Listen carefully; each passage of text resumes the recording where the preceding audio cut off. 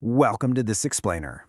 Okay, so if you've ever wanted to completely transform your body without stepping foot in a gym, you've almost certainly heard of one very famous routine. Today, we're tearing down the myths and digging into the reality behind the legendary 50 push-ups a day challenge. We're going to break down the science, the timeline, and the exact steps you need to take to make sure you aren't secretly sabotaging your own gains. Because we really have to ask this directly. What actually happens to your physical body when you drop down and do 50 push-ups every single day? It's a pretty provocative question, right? I mean, we all see these quick-fix daily routines online promising incredible strength and massive physical gains in just minutes a day. But what does the biological reality actually look like when you put your body through that kind of repetitive stress? Well, let's dive into it. The whole allure of this challenge is summed up perfectly by a quote from our source material. Sounds simple, right? I thought so too. It really is deceptively easy on the surface. 5 minutes of work, no gym membership, absolutely no excuses. It just draws you in with the promise of a straightforward, foolproof transformation. But what starts as a quick 5-minute challenge turns into something much, much deeper. Doing 50 a day changes you in ways you probably aren't expecting. Which brings us to Section 1, the 50 push-up illusion. Look, push-ups are legendary for a very good reason. They're this incredibly efficient compound movement. You're hitting your chest, your shoulders, your triceps, and even your core, literally all at the exact same time. And these assumed benefits are exactly what draw millions of people in. The idea that you can build foundational strength, dramatically improve your posture, and actively burn fat all in one fell swoop. It's no wonder people make the ironclad decision to grind out 50 every single day. But the illusion is thinking that this straight upward line of benefits just continues forever without you ever having to adjust your strategy. Your body simply doesn't work in straight lines. Let's look at Section 2, the 4 phases of adaptation. If you actually try this for a month, you're going to go on a very specific emotional and physical roller coaster. We start with day 1, which is all about the pain. Then by the end of week 1, we hit the honeymoon. Week 2 brings the plateau, and finally, by week 3, we run into something called the hidden problem. Let's walk through exactly what happens to your body at each of these critical stops. All right, first up, day 1. There is no sugarcoating this. It is absolutely brutal. If you haven't been training, doing 50 push-ups feels like scaling a mountain. Your chest is literally on fire. Your arms completely give out beneath you. Your form just totally collapses. You'll find yourself having to break those 50 reps down into tiny, desperate sets. 10 here, maybe 5 there, just to survive the daily count. It is pure, unadulterated struggle. But then, give it a few days, and this incredible shift happens. Welcome to the honeymoon phase. By the end of week 1, that intense initial pain completely fades away, and a massive surge of power takes over. Your body adapts. Your form naturally gets way better, your chest actually looks noticeably fuller, and honestly, you feel totally unstoppable. It's exactly what you hoped the daily challenge would feel like, and your motivation is absolutely peaking. But here is the biological trap that springs right in week 2, muscle adaptation. By definition, muscles grow by adapting to new stress. But if that stress never changes, well, your growth simply stops. And that's the massive trap of the daily challenge. Doing the exact same 50 reps every single day won't actually make you stronger indefinitely. It just makes your body incredibly efficient at doing 50 reps. You hit a rigid plateau. Sadly, this is exactly the moment when most people throw their hands up and quit, right when they actually needed to level up their routine. And hitting a plateau isn't even the worst part.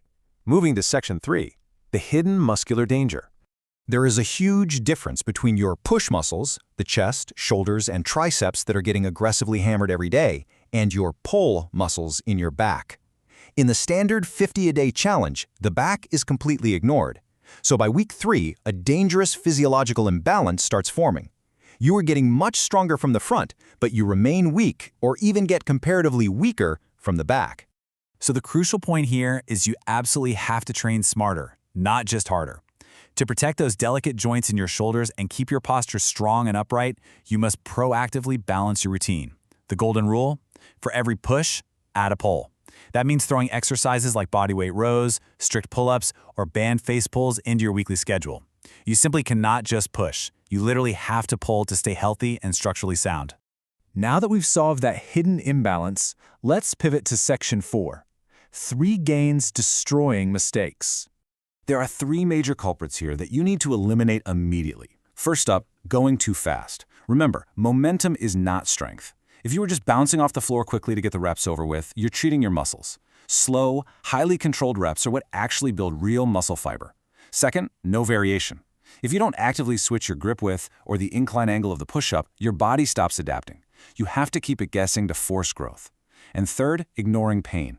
Muscle soreness is a totally normal part of the honeymoon phase. But sharp wrist or shoulder pain, that is your body's critical warning system. It's a warning to adjust, not a macho challenge to push through. This all builds into the ultimate foundational rule of the challenge, mastering your form. Because here's the truth, 10 perfect, tightly controlled push-ups will always beat 50 sloppy, rushed ones. Step 1. Keep those elbows tucked at a 45-degree angle to protect your shoulder joints.